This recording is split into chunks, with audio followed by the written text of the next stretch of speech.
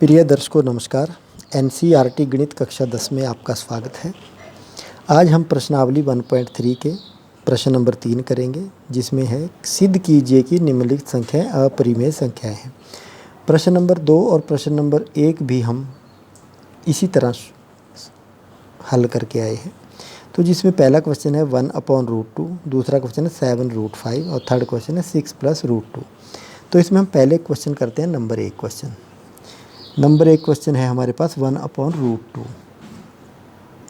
हम क्या करेंगे, हमने माना कि 1/√2 एक परिमेय संख्या। परिमेय संख्या है तो ये अपरिमेय संख्या, लेकिन हम इसको परिमेय संख्या मानेंगे जिसमें विरोधाभास है।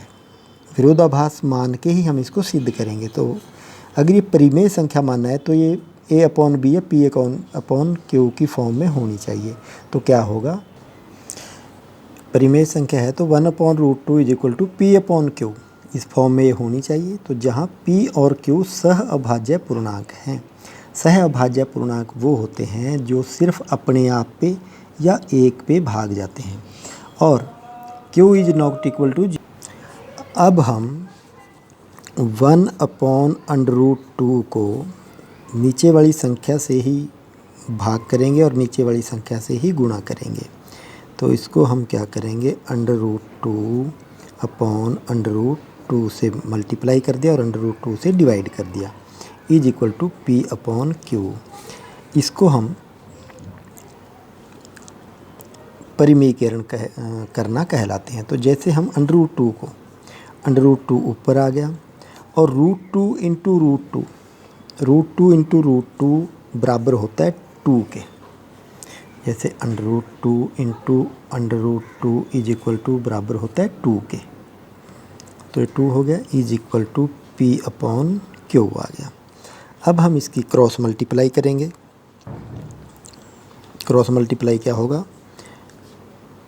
√2q = 2p हो जाएगा।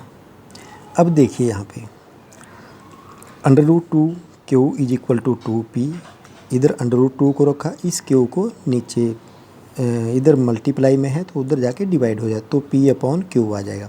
√2 के बराबर 2p/q आ गया। इससे क्या पता चला, हमने तो जो माना था p/q माना था कि ये दोनों सह अभाज्य संख्याएं हैं। जब ये सह अभाज्य संख्याएं हैं तो ये अपने आप से या 1 से विभाजित होंगी, लेकिन यहाँ पे तो 2 से मल्टीप्लाई हो रही है, इसलिए जो हमने माना था वो गलत है। और ये संख्या एक √2 संख्या तो एक परिमेय संख्या है, अपरिमेय संख्या है।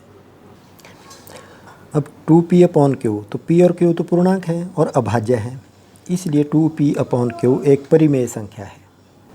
अब देखिए, हमने कल्पना की थी कि p और q, p/q एक पूर्णांक है और अभाज्य है। तो 2p/q तो परिमेय संख्या आ गई, और जो बराबर आई है √2 के। लेकिन हम तो जानते हैं कि √2 तो एक अपरिमेय संख्या है और ये बराबर आई है परिमेय संख्या की, इसलिए हमारी जो कल्पना थी वो गलत है। अतः 1/√2 एक अपरिमेय संख्या है, यही इसका आंसर है। Thank you for watching.